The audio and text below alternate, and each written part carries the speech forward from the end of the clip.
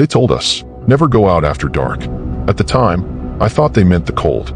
But when the wind howls just right out here, it carries something else with it. Something that knocks on your door in the middle of a blizzard and speaks to you in your own voice. You're listening to Silent Screams Uncut, where true and terrifying stories never let you sleep easy. If you're new here, hit subscribe and join me in the dark.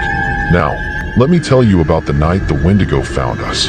If I had known what lived in those woods, I never would have gone. But back then, the only thing on my mind was getting away from the city.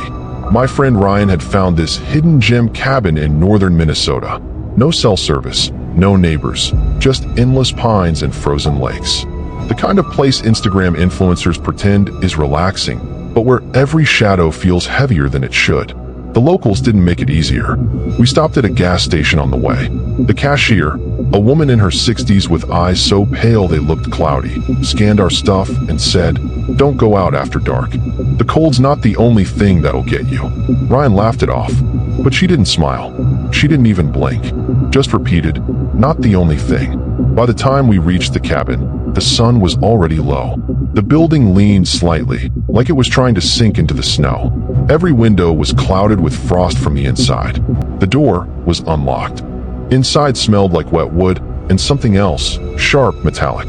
The furniture was covered in dust, but there were signs someone had been here. A single mug in the sink, half a candle burned down on the table. On one wall, deep grooves had been carved into the wood. "Don't answer the voices." We joked about it over dinner, but when the wind picked up, it sounded less like wind and more like something breathing against the glass.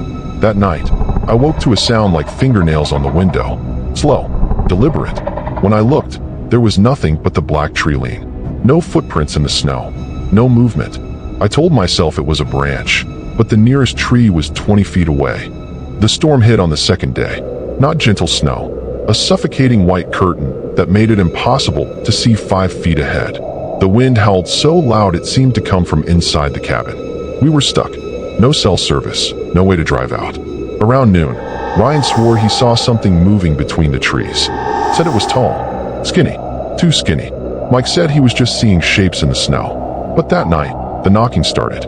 At first soft, like someone politely asking to come in. Then louder, then a voice. "Please, I'm lost. Let me in."